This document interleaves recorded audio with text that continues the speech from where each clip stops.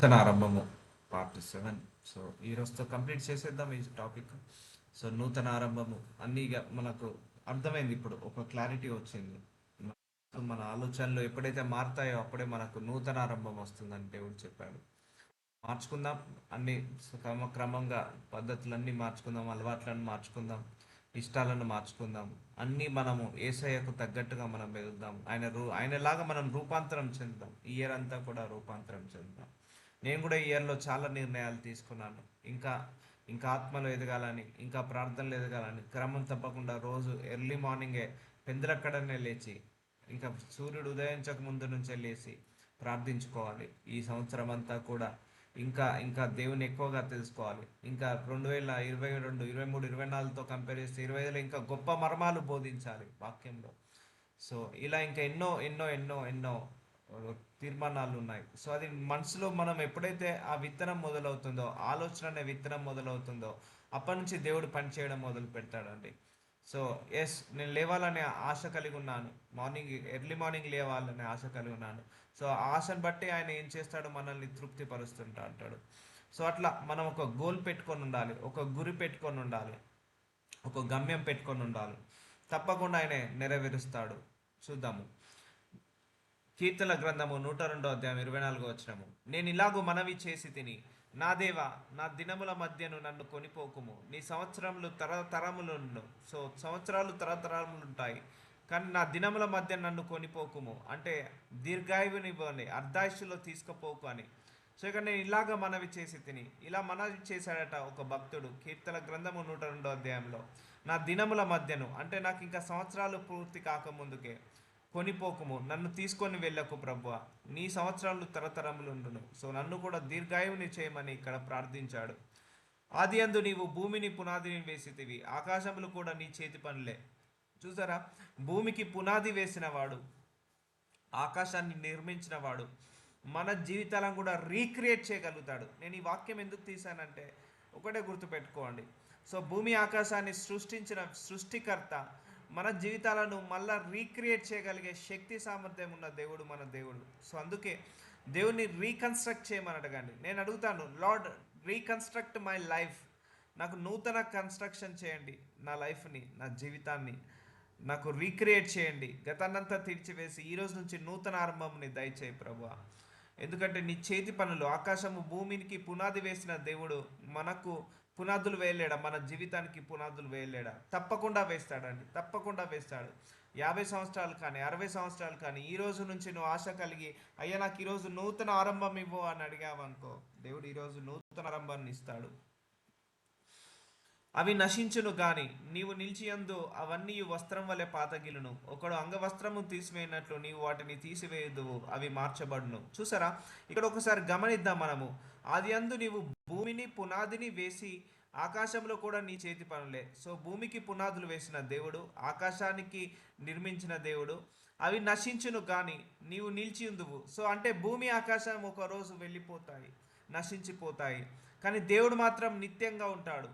అవన్నీ వస్త్రం వలె పాత గిల్లును, ఒకడు అంగవస్త్రము తీసివేసినట్లు నువ్వు వాటిని తీసివేయుదువు, అవి మార్చబడును. చూసారా, ఇక్కడ చూడండి, భూమి ఆకాశాన్ని మనం బట్టలు వేసుకొని విప్పుతాం చూసారా, మనం దుస్తులు వేసుకొని, మన డ్రెస్ వేసుకొని విప్పినట్టుగా ఆయనే ఆయనే ఒక ఆకాశాన్ని భూమిని కూడా అలా తీసివేసేస్తా అంటున్నాడు. అంత అంత ఫ్రాక్షన్ ఆఫ్ సెకండ్ టైం పడుతుందట దేవుడికి. సో అవన్నీ వస్త్రం వలె పాతగిలును, ఒకడు అంగవస్త్రమును తీసివేసినట్లు, ఒకడు వేసుకున్న దుస్తులను తీసివేయట్లు నువ్వు వాటిని తీసివేయుదువు, అవి మార్చబడును. సో భూమి ఆకాశాన్ని ఒక దుస్తులు తీసేసినట్టు తీసేసిన దేవుడు మన జీవితాన్ని తీసివేయలేడా? పాత జీవితాన్ని తీసివేయలేడా? మన ఫెయిల్యూర్స్ని తీసివేయలేడా? తీసివేయగలుగుతాడు. తీసివేయుదువు, అవి మార్చబడును. చూసారా, అవి మార్చబడును అంటున్నాడు. సో అన్ని మార్చగలిగే శక్తి ఉన్నది. సో అంత భూమిని, అంత ఆకాశాన్ని మార్చే శక్తి ఉన్న దేవుడు ఈరోజు నీ జీవితాన్ని, నా జీవితాన్ని మార్చలేడా? ఒక డ్రెస్ వేసుకొని విప్పినంత టైం పట్టదు నాకు అని అంటున్నాడు. అలాగే మన జీవితాలను కూడా మార్చడానికి ఒక డ్రెస్ పట్టుకొని ఈసే అంత టైం ఉండదు. అంత టైంలో కూడా ఆయన క్లియర్ చేయగలుగుతాడు మన ప్రాబ్లమ్స్ని. సో ప్రే ఫర్ ఇట్, భారంగా ప్రార్థించాలి వీళ్ళంటి వాటి గురించి, ఇంట్రెస్ట్తో, కాన్సన్ట్రేషన్తో. Yes my lot, not this is not my life, remove remove this failures from my life. Remove failures from my life అని ఇట్లా భారంగా ప్రార్థించాలి. అంగవస్త్రములు తీసివేసినట్లు నీ వాటిని తీసివేయదు, అవి మార్చబడును. చూసారా, ఆయన తీసివేస్తాడు. ఆకాశాన్ని భూమినే తీసివేసేస్తా అన్న దేవుడు, అంత సామర్థ్యం ఉన్న దేవుడు. నీ సమస్య నా సమస్య ఒక లెక్కన ఆయనకు. సో అడగాలి, అడుగుడు నీకు ఇవ్వబడును అన్నాడు దేవుడు. సో అడగకుండా మనం ఏది పొందుకోలేమండి. నువ్వు నోటి నుంచి ఎలాగైతే అడుగుతావో దేవుడి నుంచి నువ్వు అలాగే పొందుకుంటావు. నేనే లైవ్ విట్నెస్ అండి, మీరు కూడా చూసారు చాలా సందర్భాల్లో. నోటి నుంచి నేను ఎలాగైతే ప్రవచించానో అలాగే వాక్యాలు వచ్చాయి. కొంతమందికి ఇంటర్వ్యూ లేకుండా ఉద్యోగం రావాలన్నప్పుడు అలాగే ఇంటర్వ్యూ లేకుండా ఉద్యోగాలు వచ్చాయి. కొంతమందికి ఆపరేషన్ లేకుండా క్యూర్ కావాలన్నప్పుడు ఆపరేషన్ లేకుండా క్యూర్ అయ్యాయి. సో అలా నోటి నుంచి నువ్వు ఎలాగైతే ప్రవచిస్తావో అలాగే నెరవేరుతుంటా ఉంటాయి కొన్ని. అన్నీ కూడా నెరవేరుతాయి. దానికి తగ్గ విశ్వాసం మనకు కావాలి. సో ఇక్కడ నేను ఈ వాక్యం ఎందుకు మరి తీసబడలేనంటే, ఒక భూమి ఆకాశాన్ని క్లియర్ చేయగలిగిన దేవుడు, రీక్రియేట్ చేయగలిగిన దేవుడు, సృష్టించగలిగిన దేవుడు, తీసివేయగలిగిన దేవుడు నీ ప్రాబ్లంని నా ప్రాబ్లంని, నీ జీవితాన్ని నా జీవితాన్ని తీసివేసి మార్చలేడా? అవి మార్చబడును. ఎస్, మార్చబడతాయి. భూమి ఆకాశమే మార్చబడ్డప్పుడు అసాధ్యమైనది అది. భూమి ఆకాశం మార్చబడడం, మన బ్రతుకు మార్చడం ఒక లెక్కన చాలా ఈజీ. అవి కూడా మార్చబడతాయి. సో కీర్తన గ్రంథము 102:27 నీవు ఏకరీతిగా నుండి వాడవు, నీ సంవత్సరములకు అంతము లేదు. సో ఆయన ఏకరీతిగా ఉన్నాడు. సంవత్సరాలు గతించిపోతుంటా ఉంటాయి, సంవత్సరాలు గడిచిపోతుంటా ఉంటాయి. కానీ మన జీవితం ఎప్పుడైతే బాగుతుందో అదే మనకు నూతన సంవత్సరం అండి. సో మన జీవితం బాగుపడకుండా మన జీవితంలో అలాగే ఉంటే అది మనకు నూతన సంవత్సరంగా నేనైతే కన్సిడర్ చేయనండి. ఎప్పుడైతే ఇంక్రిమెంట్ ఉంటుంది, ఆ ఇయర్ అంతా మనం ఇంక్రిమెంట్లో, ఆ ఇయర్ అంతా కూడా మనం అభివృద్ధి చెందుతుంటామో అది నిజమైన న్యూ ఇయర్ అనుకుంటాను నేను. సో అలా ఉండాలని మనం కోరుకోవాలి. First of all, lord Jesus, నాకు గత సంవత్సరం ఉన్నట్టుగా నా జీవితం ఈ సంవత్సరంలో ఉండొద్దయ్యా. ఇంకా మెరుగుపడాలి, ఇంకా అభివృద్ధి చెందాలి. సో ఏకరీతిగా నుండి వాడవు, నీ సంవత్సరములకు అంతము లేదు. యోహాను సువార్త 3:3 అందుకు యేసు అతనితో ఒకడు కొత్తగా జన్మించితేనే కానీ, చూడండి యేసు ప్రభువారు అంటున్నాడు ఇక్కడ, అతనితో ఒకడు కొత్తగా జన్మించితేనే కానీ. కొత్తగా జన్మించడం అంటే మళ్ళీ మనం తల్లి గర్భంలోకి వెళ్ళడమా? మళ్ళీ శిశువులాగా పుట్టడమా? కొత్తగా జన్మించడం అంటే మళ్ళీ చిన్న పిల్లలుగా వెళ్ళి స్కూల్కి వెళ్ళి 1 2 3 చదవడమా? సో మళ్ళీ 1 ఇయర్ నుంచి ఏంటిది 2 kgsలో పుట్టి 2 feetతో పుట్టడమా? కాదు. ఎవడైనా కొత్తగా జన్మించడం అంటే ఇక మన మైండ్ సెట్, మన ఆలోచనలు, మన ఆలోచించే విధానము అన్నీ కూడా మారాలి అంటున్నాడు. కొత్తగా జన్మించమంటున్నాడు. కానీ అతడు దేవుని రాజ్యంను చూడలేడని నీతో నిశ్చయంగా చెప్పుచున్నాను నేను. సో కొత్తగా జన్మిస్తే కానీ మనము ఈ యొక్క అద్భుతాలు చూడలేవు దేవుణ్ణి. సో ఇంకా అలాగే పాత మనిషిలాగా ఉంటే కొత్తగా అద్భుతాలు చేయలేడు దేవుడు. అందుకే కొత్తగా జన్మించాలంటున్నాడు. Renew your mind set. So మనం ఆలోచించే విధానము, మనం మాట్లాడే విధానము, మన తలంపులు అన్నీ కూడా మార్చుకోవాలి. అదే కొత్తగా జన్మించడం. సో నిన్న మనిషి ఉన్నట్టు ఈరోజు ఉండొద్దండి. ఈరోజు మనం రూపాంతరం చెందాలి. మళ్ళీ ఈరోజు ఉన్నట్టు రేపు ఉండొద్దు, రూపాంతరం చెందాలి. లాస్ట్ సంవత్సరం ఉన్నప్పుడు ఈ సంవత్సరం మనం ఉండకూడదు, రూపాంతరం చెందాలి. దీన్నే కొత్తగా జన్మించడం. ఎప్పటికప్పుడు క్రీస్తులో మనం కొత్తగా జన్మించాలి. సో కొత్తగా జన్మించడం అంటే ఇది, అంటే మనల్ని మనం మార్చుకోవడమే కొత్తగా జన్మించడం. మనల్ని మనము తయారు చేసుకోవడము, నూతనంగా ఆరంభించడమే కొత్తగా జన్మించడము. సో అంటే ఇక ఫర్ ఎగ్జాంపుల్, గత సంవత్సరం ఒక వ్యక్తి త్రాగుడనే వ్యసనంలో ఉన్నాడు. వాడు మానేసి ఈ సంవత్సరం నుంచి నేను త్రాగనని నిర్ణయించుకున్నాడు. అతను ఏమవుతున్నట్టు? కొత్తగా జన్మిస్తున్నట్టు. లేకపోతే వ్యభిచారం అనే ఊబిలో ఉన్నాడు, అది మానేశాడు. ఈ సంవత్సరం నుంచి అలా వెళ్ళను అని అనుకున్నాడు. సో కొత్తగా జన్మించినట్టు. లేకపోతే డ్రగ్స్ తీసుకునే వాళ్ళు, లేకపోతే లిక్కర్ తాగేవాళ్ళు, ఇలా కొన్ని నిర్ణయాలు తీసుకొని వాళ్ళు వదిలేసినప్పుడు వాళ్ళు కొత్తగా జన్మించినట్టు. సో కొత్తగా జన్మించడం అంటే we need to take some actions, we need to take some decisions in our life. Yes, నేను ఇలా ఉండకూడదు, ఈరోజు నుంచి నేను మారుతాను. ఇలా ఉండకూడదు, నేను ఇలా మారుతాను, అలా ఉంటాను అని అంటాం. చూసావా? అదే కొత్తగా జన్మించడం అంటే మనల్ని మనము రూపాంతరం చెందడమే కొత్తగా జన్మించడం. So it is a continuous process. నేను ఆల్ఫాయు ఒమేగాయు, మొదటి వాడను కడపటి వాడను, ఆదియును అంతమునై ఉన్నాడు. సో ఆయన ద్వారానే వచ్చాము, ఆయన ద్వారానే మనం ముగుతుంది, ఆయన ద్వారానే సృష్టించబడింది, ఆయన ద్వారానే సృష్టికి అంతం ఉంది. ఆయనే మొదటివాడు, ఆయనే కదపటివాడు, ఆయనే ఆదియు, ఆయనే అంతమునై ఉన్నాడు. సో అందుకే మనము ఆయనని ఇంకా ఎక్కువగా వెతకాలి, ఎక్కువగా తెలుసుకోవాలి. ఆయన్నే మనల్ని జీవితాలను ఆరంభించేది ఆయనే, మన జీవితాలను ముగించేది ఆయనే, మన జీవితాలలో కార్యాలు మొదలు పెట్టేది ఆయనే, ఆ కార్యాలను ముగించేది కూడా ఆయనే. కాబట్టి ఆయనే ఆల్ఫా ఒమేగా, మొదటివాడు కడపటివాడు, ఆదియు అంతమునై ఉన్నాను. ఎవడును పాత బట్టకు కొత్త బట్ట మాసిక వేయడు. సో ఇక్కడ దేవుడు ఏమంటున్నాడు? పాత బట్టకు మాసిక వేయడు, వేసిన ఎడల ఆ మాసిక బట్టను వెలితిపరచును, చినిగి మరి ఎక్కువగును. సో ఇక్కడ దేవుడి యొక్క ఉద్దేశం ఏంటిదంటే, సో నువ్వు పాత సంవత్సరం అయిపోయింది, మళ్ళీ కొత్త సంవత్సరంలో కూడా నువ్వు పాత మనిషిలాగా ఉంటే నువ్వు కొత్తలాగా ఎలాగో ఉద్భవిస్తావు. ఒకటే చెప్తున్నాను, మనం తలస్నానం మంచిగా చేసామండి, షాంపూ తోటి సోప్ తోటి తలస్నానం చేసాం. మళ్ళీ 2-3 రోజుల క్రితము ఉతికిన బట్టలు వేస్తున్నాం అనుకోండి, ఉతకని బట్టలు 2-3 రోజుల క్రితం విడిచిన దుస్తులు వేసుకున్నాం అనుకోండి, అదేమైనా ఉపయోగపడుతుందా ఆ స్థానము? అలా అది ఏమవుతుంది? వేస్ట్ అవుతుంది. అలాగే దేవుడు కూడా నీకు ఈరోజు నూతన సంవత్సరం ఇచ్చినప్పుడు, నూతన నెల ఇచ్చినప్పుడు, నూతన రోజు ఇచ్చినప్పుడు నువ్వు కూడా నూతనంగా ఉద్భవించాలి, నూతనంగా మార్చుకోవాలి. ఎస్, నిన్నట నాకు కోపం వచ్చుండే, కొన్ని విషయాల్లో కంట్రోల్ చేసుకోలేకపోయాను. ఈ రోజు నుంచి నేను ఆ కోపాన్ని కంట్రోల్ చేసుకుంటాను. సో ఈరోజు నాకు దేవుడు నూతన రోజు ఇచ్చాడు, నేను నూతన దినముగా మారుతాను, నేను కూడా నూతన మనిషిలాగా మారుతాను. ఎస్, నిన్న ఒక విషయంలో పడిపోయాను, ఈరోజు నేను మళ్ళీ పడిపోకుండా నన్ను, నా ఆత్మీయ జీవితాన్ని కాపాడుకుంటాను. సో ఎవడును పాత బట్టకు కొత్త బట్ట మాసిక వేయడు. ఇప్పుడు బట్టలు ఉన్నాయండి, పాత బట్టలకు కొత్త బట్టలు వేసి కుట్టామనుకోండి, కనపడుతుంది ఆ కుట్టు, కొత్త బట్ట ఏదో పాత బట్ట ఏదో. అలాగే నీ ఆత్మ జీవితంలో కావచ్చు, నీ లైఫ్లో కూడా ఎప్పుడైనా కూడా నువ్వు గతంలో జీవిస్తే నీకు భవిష్యత్ అనేది కూడా ఇలాగే ఉండదు, అది వెల్తి పడినట్టు ఉంటుంది. నేను ఎందుకు ఇంత మరీ చెప్తున్నా అంటే, నేను కంపల్సరీ ప్రాక్టీస్ చేశానండి, ఇవన్నీ ప్రాక్టీస్ చేశాను. నిన్న జరిగింది ఏదైనా కూడా, ఎంత డిజాస్టర్ అయినా నిన్నటికే వదిలేసేయండి. ఈరోజు కొత్తగా ఇచ్చాడంటే దేవుడు కొత్త వస్త్రం లాగా చూడండి. ఈరోజు నూతన రోజు ఇచ్చాడంటే దేవుడు ఈరోజే నీకు నూతన సంవత్సరం లాగా చూడండి. సో నిన్న ఒక విషయంలో, ఆత్మ విషయంలో నేను పడిపోయాను అనుకో, మళ్ళీ ఈరోజు కరెక్ట్ చేసుకుంటా, అయ్యా నేను మళ్ళీ ఈరోజు పడిపోవద్దు, సో కొత్తగా మారాలి ఈరోజు నేను.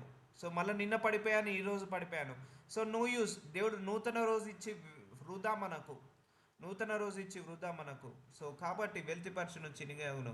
మరియు పాత తిత్తులలో కొత్త ద్రాక్ష రసం పోయారు. సో తిత్తులు అంటే ఇక్కడ బాక్స్, ఒక బ్యాగ్ అండి, ఇక్కడ నేను తీసి పెట్టాను. సో ఇది పాత బట్టకు కొత్త బట్ట ఇలా కుట్టు వేస్తే ఏమవుతుంది? కనపడుతుంది. సో ఇలా పాత తిత్తులలో కొత్త ద్రాక్ష రసం పోస్తే ఏమవుతుంది?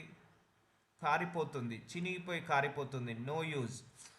కాబట్టి మనం పాత మనిషిలాగుంటే దేవుడు కొత్త జీవితాన్ని ఇవ్వలేడు.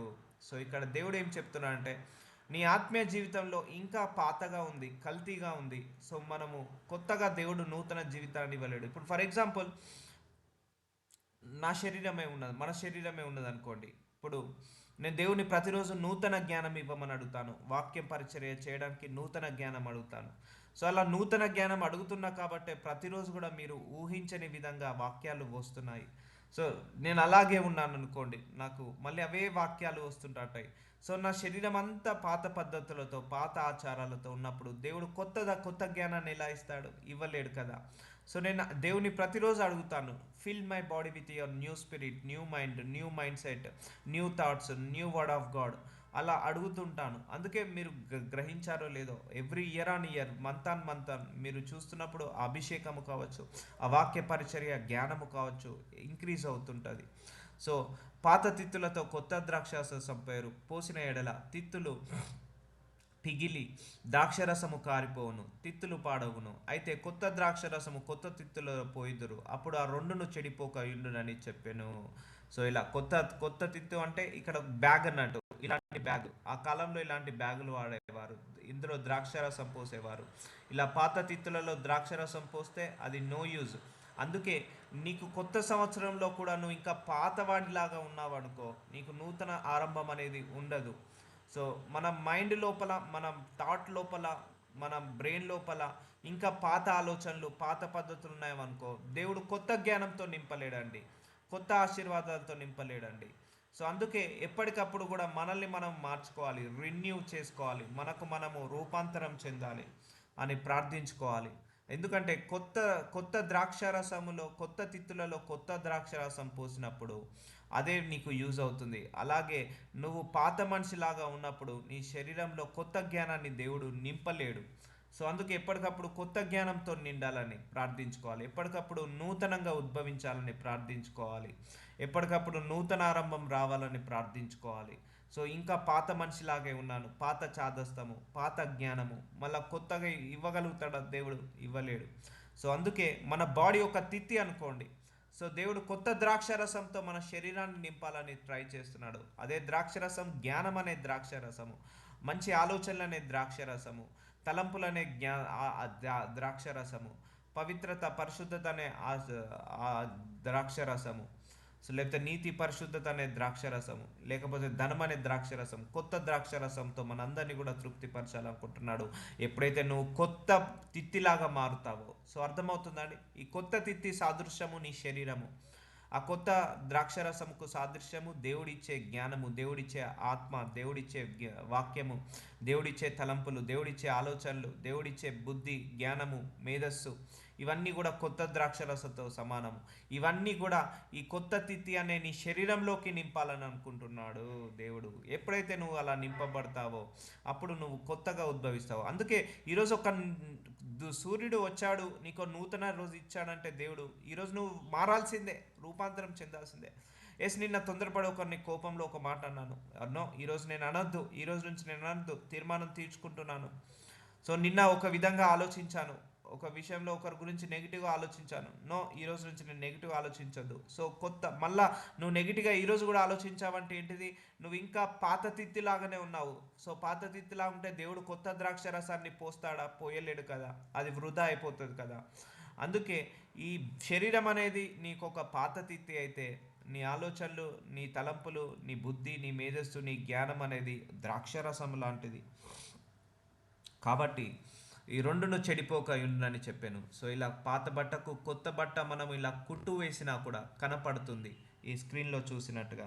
ఇలా పాత తిత్తులో కూడా కొత్త ద్రాక్షరసం పోసినా కూడా నో యూజ్, అందులో పని చేయదు.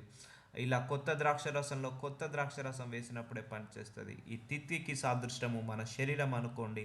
ఈ ద్రాక్షరసము దేవుడు ఇలా ఫిల్ చేస్తుంటా అంటాడు, ప్రతిరోజు కూడా మనల్ని ఇలా ఆత్మతో నింపుతుంటా అంటాడు, జ్ఞానముతో నింపుతుంటా అంటాడు, ఆ మేధస్సుతో నింపుతుంటా అంటాడు. మీరు ఈ 2025లో ఇంకా మీరు వాక్యపరిచయ జ్ఞానంలో చూడండి, మీరు ఇంకా అద్భుతాలు చూస్తారు, ఇంకా గొప్ప మర్మాలు చూస్తారు. మీరు ఆశ కలిగి ఉండండి. దేవుడు ఇంకా ఇప్పటి వరకు ఇక 2-3 సంవత్సరాల్లో ఇంకా మీరు చూడని అద్భుతాలు ఈ 2025లో చూస్తారు. ఎందుకంటే దేవుడు ఆ కొత్త ద్రాక్షరసంతో నన్ను నింపుతున్నాడు, కొత్త ఆత్మతో, కొత్త జ్ఞానంతో నన్ను నింపుతున్నాడు. సో ఆశ కలిగి ఉండండి, వాక్యం ఇంకా బాగా వినాలని, ప్రతిరోజు క్రమం తప్పకుండా వినాలని ఆశ కలిగి ఉండండి. సో ఆదికాండము 12:1 యెహోవా నీవు లేచి అబ్రహాంని దర్శిస్తున్నాడు, మాట్లాడుతున్నాడు. నీవు లేచి నీ దేశం నుండి, నీ బంధువుల యొద్ద నుండి, నీ తండ్రి ఇంట నుండి బయలుదేరి నేను నీకు చూపించు దేశమునకు వెళ్ళుము. సో అబ్రహామా రా, నిన్ను ఆశీర్వదిస్తాను, విడిచిపెట్టిరా అంటున్నాడు. కొన్ని విడిచిపెట్టేసే అంటున్నాడు, అన్ని విడిచిపెట్టే అంటున్నాడు. నీవు లేచి నీ దేశం నుండి, నువ్వు పుట్టిన దేశం నుంచి విడిచిపెట్టిరా, నీ బంధువుల యుద్ధ నుండి, నీ తండ్రి ఇంటి నుండి బయలుదేరి నేను నీకు చూపించు దేశంనకు వెళ్ళుము. సో నువ్వు వెళ్ళి నువ్వు రా, నేను నిన్ను ఆశీర్వదిస్తాను. సో నువ్వు సపరేట్గా అంటున్నాడు, విడిచిపెట్టేయమంటున్నాడు. సో మనల్ని కూడా దేవుడు కొన్ని విడిచిపెట్టేయమంటున్నాడు. నీవు లేచి నీ దేశం నుండి బయలుదేరి నేను చూపించు దేశంనకు వెళ్ళుము. సో ఇక్కడ అబ్రహాం ఏమంటున్నాడు? ఆయన అలాగే ఉంటే ఆశీర్వదించవచ్చు కదా, ఎందుకు ఆయన అన్నిటిని వదిలేసుకొని రమ్మంటున్నాడు? సో దేవుడు ఆశీర్వదించాలంటే ఒకటే గుర్తుపెట్టుకోండి, మనల్ని అన్నిటి నుంచి వేరుపరుస్తాడు. మనం కూడా కొన్నిటిని వేరుపరచుకోవాలి. కొన్ని ఇష్టాల నుంచి, కొన్ని ఇష్టాల నుంచి, కొన్ని లక్షణాల నుంచి, మన బుద్ధి నుంచి కొన్ని వదిలేసేయాలి. ఇప్పుడు అబ్రహాం అదే అంటున్నాడు, అబ్రహామా నీ దేశాన్ని వదిలే, నీ బంధువులను వదిలే, నీ తండ్రి ఇంటిని వదిలేసేయి. సో అలాగే మనల్ని కూడా దేవుడు నీలో ఉన్న గర్వాన్ని వదిలేసేయి, నీ అహంకారాన్ని వదిలేసాయి, నీ తలంపులను వదిలేసాయి. సో వదిలేసే కొన్నిటిని, అప్పుడే నేను నిన్ను ఆశీర్వదిస్తాను. సో అబ్రహాంని పిలుచుకున్నాడు అలాగే, నువ్వు అన్నిటినీ వదిలేసాయి, విడిచిపెట్టేసాయి, నువ్వు నాతోటి నడువు అని అన్నాడు. సో అప్పుడే అబ్రహాం ఏం చేశాడు? అన్నిటిని విడిచిపెట్టాడు, అన్నిటిని విడిచిపెట్టి దేవుడితో నడవడం మొదలుపెట్టాడు. సో మనము కూడా దేవుడితో నడవడం మొదలు పెట్టాలి. అన్నిటిని విడిచిపెట్టండి. మన మనస్సుని, మనస్తత్వాన్ని, మన ఇష్టాలు, కోరికలను అన్నిటిని విడిచిపెట్టి దేవుణ్ణి వెంబడిస్తూ ఉండాలి. సో దేవుడు ఎప్పుడైనా ఆశీర్వదిస్తాడు. ఎప్పుడు తెలుసా అండి? మనల్ని ప్రత్యేకపరిచినప్పుడే ఆశీర్వదిస్తాడు. మనల్ని వేరుపరిచి మనల్ని ఆశీర్వదిస్తాడు. అబ్రహాంని కూడా వేరుపరిచాడండి. అన్నిటి నుంచి వేరుపరిచాడు. తన బుద్ధి నుంచి, తన జ్ఞానం నుంచి, తన అవిశ్వాసం నుంచి, తన యొక్క అపనమ్మకాల నుంచి, అన్నిటి నుంచి వేరుపరిచి అబ్రహాంని దేవుడు ఆశీర్వదించాడు. సో వేరుపరుస్తాడు దేవుడు ఎప్పుడైనా ఆశీర్వదించేవాళ్ళప్పుడు. సో మనము కూడా వేరుపడాలి కొన్ని విషయాల నుంచి. మన పాత స్వభావం నుంచి మనం వేరుపడాలి, విడిచిపెట్టేయాలి. మనం కూడా మన లక్షణాలను కొన్ని విడిచిపెట్టేయాలి. దేవుడికి నచ్చనిది ఏదున్నా కూడా విడిచిపెట్టేయాలి. సో దేవుడు అదే అంటున్నాడు, నీ దేశం నుంచి బయటికి రా, నీ బంధువుల యుద్ధ నుండి బయటికి రా, నీ తండ్రి ఇంటి నుండి బయటికి రా, నేను నీకు చూపించు దేశమునకు వెళ్ళుము. నిన్ను గొప్ప జనముగా చేసి నిన్ను ఆశీర్వదించి నీ నామంను గొప్ప చేయుదును, నీవు ఆశీర్వాదకరంగా నుందువు. సో అబ్రహాంతో దేవుడు మాట్లాడుతున్నాడు. ఎందుకు? అదే దేశంలో ఉండొచ్చు కదా, అదే దేశంలో ఉండి ఆయన ఆశీర్వదించవచ్చు కదా, వాళ్ళ బంధువుల ఇంట్లో ఉన్నప్పుడే ఆశీర్వదించవచ్చు కదా. సో ఎందుకు సపరేట్ చేయడం? So separate కమ్మంటున్నాడు. సో దేవుడు ఈరోజు కూడా మనందరినీ కూడా సపరేట్ కమ్మంటున్నాడు. నేను ఇలా ఆశీర్వదించడానికి రెడీగా ఉన్నాను. సో నీ పాత స్వభావం నుంచి సపరేట్ రా, విడిచిపెట్టేసాయి. నీ పాత లక్షణాల నుంచి విడిచిపెట్టేసాయి. దేశము సాదృశ్యం ఏంటిది? పుట్టిన దేశము. సో మన పుట్టుకతోటి ఉన్న కొన్ని లక్షణాలు ఉంటాయి, కొన్ని స్వభావాలు ఉంటాయి. అవన్నీ కూడా తీసివేసేయమని అడుగుతాడు దేవుడు. సో తీసివేసుకోవాలి. నేను తీసేసుకున్నాను. నాకు కొన్ని ఇష్టాలు ఉండే, దేవుని తెలుసుకున్న తర్వాత నా ఇష్టాలను తీసివేసుకున్నాను. కొన్ని గోల్స్ ఉండే, దేవుని తెలుసుకున్న తర్వాత ఆ గోల్స్ దేవుడికి నచ్చాయని కొన్ని తీసేసుకున్నాను. కొన్ని డ్రీమ్స్ ఉండే, దేవుడికి నచ్చిన తర్వాత తెలుసుకున్న తర్వాత నాకు ఆ డ్రీమ్స్లోకి వెళ్ళడం కరెక్ట్ కాదని వదిలేసుకున్నాను. So separate, God will separate us when he wants to bless us. మనల్ని ఆశీర్వదించే ముందు ఆయన మనల్ని కొన్ని విడిచిపెట్టేయమంటాడు. మనం కూడా విడిచిపెట్టాలి. సో ఇక్కడ అబ్రహాం విడిచిపెట్టాడు, ఇమ్మీడియట్గా విడిచిపెట్టాడు. సో మనం కూడా కొన్ని విడిచిపెట్టాలి. మన స్వభావాన్ని, మన లక్షణాన్ని, మన యొక్క బుద్ధిని, మన ఆలోచనలను కొన్ని విడిచిపెట్టేసి, మన ఇష్టాలను విడిచిపెట్టేసి దేవుని వెంబడించాలి. అప్పుడు దేవుడు నిన్ను గొప్ప జనముగా చేసి నిన్ను ఆశీర్వదించి నీ నామమును గొప్ప చేదును, నీవు ఆశీర్వాదకరంగా నుందువు. సో ఇలా మనల్ని ఆశీర్వదిస్తాడు.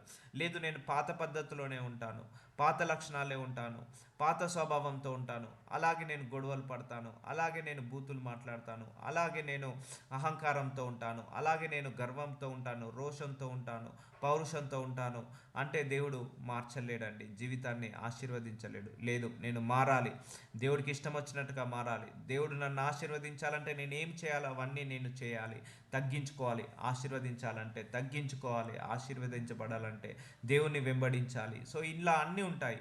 సో అలాగే దేవుడు అబ్రహాంని పిలిచి అన్నిటిని వదిలేసి నాతో వెంబడించు, నేను ఇలా ఆశీర్వదిస్తానని అంటున్నాడు. నిన్ను ఆశీర్వదించిన వారిని ఆశీర్వదించేదను, నిన్ను దూషించే వారిని శపించేదను, భూమి యొక్క సమస్త వంశములు నీ అందు ఆశీర్వదించబడునని అబ్రహాముతో అనగా. సో ఇక్కడ అబ్రహాంని ఇలా ఆశీర్వదిస్తానని అంటున్నాడు. సో అబ్రహామా, నిన్ను ఆశీర్వదిస్తాను, నిన్ను ఆశీర్వదించే వాళ్ళని ఆశీర్వదిస్తాను, నిన్ను దూషించే వాళ్ళను శపిస్తాను అన్నాడు. సో మనం కూడా నోటి నుంచి ఎవరిని శపించద్దని. మనం కూడా ఒకరిని శపిస్తే దేవుడు మనల్ని శపిస్తాడు, మనం ఒకరిని ఆశీర్వదిస్తే దేవుడు మనల్ని ఆశీర్వదిస్తాడు. అందుకే నీ నోటి నిండా ఆశీర్వాద వచనంలే ఉండాలి. నీ శత్రువును కూడా ఆశీర్వదించండి. అంతేకాని ఏ ఒక్కరిని కూడా మనం నోటితో ఖర్చు చేయొద్దు, అదే ఖర్చు మన మీదికి వస్తుంది. సో అందుకే దేవుడు నిన్ను ఆశీర్వదించే వారిని ఆశీర్వదిస్తానన్నాడు. సో మనల్ని ఎవరైతే ఆశీర్వదిస్తాడో వాళ్ళు కూడా ఆశీర్వదించబడతారు. అలాగే నువ్వు కూడా ఎంతమందిని నువ్వు ఆశీర్వదిస్తావో అలాగే నువ్వు కూడా అలాగే ఆశీర్వదించబడతావు. ఎవరిని కూడా శపించొద్దు. మనం శపిస్తే మనము కూడా ఆ శాపాన్ని కొనుక్కుంటాము. కాబట్టి భూమి యొక్క సమస్త వంశంలో నీ అందు ఆశీర్వదించబడింది అబ్రహాంతో అనగా. ఎందుకు అక్కడనే ఉండొచ్చు కదా అబ్రహాము, అదే దేశంలో, అదే లక్షణాలతో, అదే బుద్ధితో, లేకపోతే అదే బంధువులతో, స్నేహితులు ఉన్నప్పుడు ఆశీర్వదించవచ్చు కదా. సో దేవుడు ఆశీర్వదించే ముందు కొన్నిటిని వేరుపరుస్తాడు, అన్నిటిని ప్రత్యేకపరుస్తాడు. సో ఆనాడు చీకటి కమ్ము అని పలకగా, వెలుగు కమ్మని పలకగా వెలుగు వచ్చింది. సో చీకటి నుంచి వేరుని పరిచినట్టు మనల్ని కూడా చీకటి నుంచి వెలుగులాగా మారుస్తాడు, చీకటిలోంచి వెలుగులాగా మారుస్తాడు. మనల్ని కూడా నూతనంగా రూపాంతరం చెందేలాగా చేస్తాడు. సో కోపపడుడు కానీ పాపము చేయకుడి, సూర్యుడు అస్తమించే వరకు మీ కోపము నిలిచి ఉండకూడదు. ఎఫెసీలకు రాసిన 4వ అధ్యాయము 26వ వచనంలో. సో ఒకవేళ నిన్న ఒకరి మీద కోపడ్డాము, ఒకరితో గొడవైంది, అది నెక్స్ట్ డేకి క్యారీ ఫార్వర్డ్ చేయకండి. ఒక నష్టం వచ్చింది, నెక్స్ట్ డేకి క్యారీ ఫార్వర్డ్ చేయకండి. ఒక అవమానం వచ్చింది, నెక్స్ట్ డేకి క్యారీ ఫార్వర్డ్ చేయకండి. ఒక నింద వచ్చింది, నెక్స్ట్ డేకి క్యారీ ఫార్వర్డ్ చేయకండి. సో నిన్నటిది నిన్నటినే. నిన్న ఒకరి మీద కోపపడ్డావు, అది నిన్ననే వదిలేసాయి. నీ మీద ఒకరు కోపడ్డారు, అది నిన్ననే వదిలేసాయి. నిన్న ఒక నష్టం వచ్చింది, నిన్ననే అది వదిలేసాయి. మళ్ళీ ఈ రోజుకి క్యారీ ఫార్వర్డ్ చేయకు. అంటే ఎప్పటికప్పుడు తుడిచి వేసుకోవాలండి. నీ సూర్యుడు అస్తమించే వరకు నీ కోపం నిలిచి ఉండకూడదు. నీ సూర్యుడు అస్తమించే వరకు నీ మనసులో ఆ బాధ ఉండకూడదు. నీ సూర్యుడు అస్తమించే వరకు నీ మనసులో ఆ ద్వేషం ఉండకూడదు. ఏ రోజుది ఆ రోజే. సో అన్నావు, ఒక మాట అన్నావు, ఒక మాట పడ్డావు, అయిపోయింది. నిన్నటినే క్లోజ్ చేసేయండి. సూర్యుడు అస్తమించాడు అంటే ఇక నీ రోజు ముగించింది, నీ కష్టం ముగించింది, నీ బాధ ముగించింది. సో సూర్యుడు ఉద్భవించాడు ఈరోజు ఉదయంన. సో నీకు నూతన రోజు ఇచ్చాడు, నూతన మనసునిచ్చాడు, నూతన ఆత్మను, నూతన వాక్యాన్ని, నూతన జ్ఞానాన్ని ఇచ్చాడు. సో కాబట్టి ఏదైనా మీ లైఫ్లో ఒకటి గుర్తుపెట్టుకోండి. నీ లైఫ్లో చివరి క్షణం వరకు కూడా గుర్తుపెట్టుకోండి. ప్రతిరోజు గుడ్ డేస్ ఉంటాయని ఉండవు, ప్రతిరోజు బ్యాడ్ డేస్ ఉంటాయని ఉండవు. గుడ్ డేస్ ఉంటాయి, బ్యాడ్ డేస్ ఉంటాయి. ఒక బ్యాడ్ జరిగింది ఈరోజు తెలుసో తెలియకో, మంచికో చెడుకో ఒక చెడు జరిగింది. ఆ సూర్యుడు అస్తమించే వరకు మనసులో నుంచి తీసేసి, నువ్వు పడుకుంటావు కదా, ఆ పడుకునేటప్పుడు దాన్ని తీసేసి పడుకోవాలి. సో అయ్యా నాకు ఇది గుర్తు చేయదు, అయిపోయింది, అది అయిపోయింది. ఒకరు నన్ను అవమానించారు, మళ్ళీ గుర్తు చేయకయ్యా. సూర్యుడు అస్తమించే వరకు నా మనసులో నుంచి ఆ తలంపు వెళ్ళిపోవాలి. అయ్యా ఒకరి మీద కోపం ఉంది, ఆ కోపము నా సూర్యుడు అస్తమించే వరకు ఆ కోపం వెళ్ళిపోవాలి. సో ఇలా ప్రార్థించుకోండి. కోపపడుడు గాని పాపము చేయకుడి, సూర్యుడు అస్తమించే వరకు మీ కోపము నిలిచి ఉండకూడదు. అపవాదికి చోటు ఇవ్వకుడి. సో అపవాదికి మనం చోటు ఇస్తేనే వస్తాడు, చోటు ఇవ్వకుంటే రాడు. సో మన పేదరికము అపవాదికి చోటు ఇచ్చినట్టు, దరిద్రము అపవాదికి చోటు ఇచ్చినట్టు, అనారోగ్య సమస్యలు అపవాదికి చోటు ఇచ్చినట్టు, లేమితనము అపవాదికి చోటు ఇచ్చినట్టు, దుర్బుద్ధి, దురాశ, దురాలోచనలు అపవాదికి చోటు ఇచ్చినట్టు, గర్వము, అహంకారము, స్వార్థము అపవాదికి చోటు ఇచ్చినట్టు, ఫెయిల్యూర్స్, రిజెక్షన్స్ అపవాదికి చోటు ఇచ్చినట్టు, దరిద్రము, పేదరికము, లేమితనం ఇవన్నీ కూడా అపవాదికి చోటు ఇచ్చినట్టు, గొడవలు, కొట్లాటలు అపవాదికి చోటు ఇచ్చినట్టు, బూతులు మాట్లాడడం అపవాదికి చోటు ఇచ్చినట్టు. సో అర్థమవుతుందా అండి? సో ఇవన్నీ కూడా ద్వేషము, పగ, ప్రతీకారము అపవాదికి చోటు ఇచ్చినట్టు. సో ఇవన్నీ మనం అలో చేస్తేనే వస్తాయండి. అలో చేయదు, డోంట్ అలౌ దెమ్. మనం అలో చేయదు వీటన్నిటిని కూడా. You need to hate them, వాటిని అసహించుకోవాలి. సో అప్పుడు మన దగ్గర నుంచి అవి పారిపోతాయి. సో ఎఫ్ఎస్సీలకు రాసిన 4:28 దొంగలివాడు ఇక మీదట దొంగలిక అక్కరగల వానికి పంచిపెట్టుటకు వీలు కలుగు నిమిత్తము తన చేతులతో మంచి పని చేయొచ్చు కష్టపడవలేను. సో మనం అంతా కూడా మంచి పని చేస్తూ కష్టపడమంటున్నాడు దేవుడు. సో మంచి పని చేద్దాము, దేవుడి ముందు కష్టపడదాము, ఇంకా గొప్పగా మనము దేవుల్లో ఆశీర్వదించబడదాము. సో ఇయర్ అంతా కూడా వినువారికి మేలు కలుగునట్లు అవసరం బట్టి క్షేమాభివృద్ధికరమైన అనుకూల వచనములే పలుకుడు కానీ దుర్భాష ఏదైనాను మీ నోట రానియకుడి. చూసారా, దుర్భాషను మాట్లాడడం రానియకండి. ఇదన్నీ మనం తీర్మానాలు తీసుకోవాలి. అయ్యా నా నోటు నుంచి దుర్భాష రానివ్వను. వినువారికి మేలు కలుగునట్లు అవసరమును బట్టి క్షేమాభివృద్ధికరమైన అనుకూల వచనంనే పలుకుడి. క్షేమాభివృద్ధి, సో మంచి మాటలే పలకండి, కానీ దుర్భాష ఏదైనా మీ నోట రానియకుడి. సో ఇయర్ అంతా కూడా మనం ఇలా ఉండాలని తీసుకోవాలి. వినువారకు మేలు కలిగినట్లు. కొంతమంది కష్టాలు ఉన్నారు, మనం వెళ్ళి ఓదార్చి మన మాటల ద్వారా వాళ్ళను స్ట్రెంగ్తెన్ చేయాలి, వాళ్ళను సిద్ధపరచాలి, వాళ్ళను బలపరచాలి, ఘనపరచాలి. అంతేకాని వాళ్ళు కృషించిపోయేలాగా, కృంగిపోయేలాగా మాట్లాడకూడదు. దుర్భాషలు నోటి నుండి రానియకూడదు. దేవుని పరిశుద్ధాత్మను దుఃఖపరచకూడదు. సో మనందరిలో పరిశుద్ధాత్మ దేవుడు ఉన్నాడు. సో ఈ సంవత్సరం అంతా కూడా మనం దేవుడి పరిశుద్ధాత్మను దుఃఖపరచకుండా మనం ఏం చేయాలి? కాపాడుకోవాలి. విమోచన దినం వరకు ఆయన యందు మీరు ముద్రింపబడి ఉన్నారు. సో విమోచన దినం వరకు అంటే జడ్జిమెంట్ డే వరకు ఆయన మన లోపల ముద్రించబడి ఉన్నాడు, నడిపిస్తుంటా అంటాడు. దేశు శిల్వ రక్తం వైపు, శిల్వ మరణం వైపు నడిపిస్తుంటా అంటాడు. కాబట్టి పరిశుద్ధాత్మను దుఃఖపరచకుడి అంటున్నాడు. సో దుఃఖపరచొద్దు, మనం ఎప్పుడు కూడా పరిశుద్ధాత్మని ఇయరంతా కూడా మనం ఇలా బ్రతకాలని కోరుకోవాలి. సో ఎఫ్ఎస్సీలకు రాసిన 4:31 సమస్తమైన ద్వేషము. సో ఇదన్నీ అపవాది క్రియలండి. అపవాదికి చోటు ఇవ్వకుండా అంటే ఇదే. సమస్తమైన ద్వేషము, కోపము, క్రోధము, అల్లరి, దూషణ, సకలమైన దుష్టత్వము మీరు విసర్జుడి. ఒకని ఎడల ఒకడు దయ కలిగి కరుణాహృదయులై క్రీస్తునందు దేవుడు మిమ్మును క్షమించిన ప్రకారము మీరును ఒకరినొకరు క్షమించుడి. ఇది ఫర్గివ్నెస్ హార్ట్ పెట్టుకోండి. సో మన పట్ల ఎవరో ఒకరు తప్పు చేస్తుంటారు, మనం ఇద్దరి పట్ల తప్పు చేస్తుంటా అంటాం, మనం క్షమించవాలి. సో ఇంకోటి ద్వేషము పెట్టుకోవద్దు, కోపం పెట్టుకోవద్దు. ఎవరి మీద సూర్యుడు అస్తమించే వరకు క్రోధము అయిపోవాలి. అల్లరి, దూషణ, సకల దుష్టత్వము మీరు విసర్జించుడి. గొడవలు పడడం, కొట్లాటలు పెట్టుకోవడం, ఇవన్నీ కూడా తీసేసుకోవాలి. ఈ సంవత్సరం అంతా కూడా దేవుడు చెప్తున్నాడు. ఒకని ఎడల ఒకడు దయ కలిగి, భార్య ఎడల భర్త, భర్త ఎడల భార్య, పిల్లల ఎడల తల్లిదండ్రుల ఎడల పిల్లలు కరుణా హృదయులై క్రీస్తునందు దేవుడు మిమ్మును క్షమించిన ప్రకారము మీరు ఒకరికొకరు క్షమించుడి. సో ఇప్పుడు నీకు నూతన ఆరంభము మొదలవుతుంది. సో లెట్ us ప్రే. నజరుడనేసయ్య, ఇదిగో తండ్రి, thank you so much for this series my lord. నూతన ఆరంభం అనే వాక్యం ద్వారా మా అందరితో మాట్లాడావు, బలపరచావు, గణపరచావు. ఫిజికల్గా, స్పిరిచువల్గా, మెంటల్గా, ఎమోషనల్గా అందరికీ కూడా స్ట్రెంగ్త్ను, స్టెమినాను, ఎనర్జీని ఇచ్చినందుకు మీకే వందనాలు, మీకే స్తోత్రాలు. నూతన ఆరంభము ఎప్పుడు మొదలవుతుందో మాకు క్లియర్గా చూపించావు తండ్రి. Thank you so much my lord. మా అందరినీ కూడా ఈ రోజు వరకు వాక్యంతో నూతనంగా స్వస్థతపరిచావు, నూతనంగా బలపరిచావు. 10 రోజులుగా మాతో మాట్లాడి మమ్మల్ని ఇంకా స్థిరపరిచావు, బలపరిచావు. Thank you so much for everything. In the name of Jesus Christ I pray. Amen.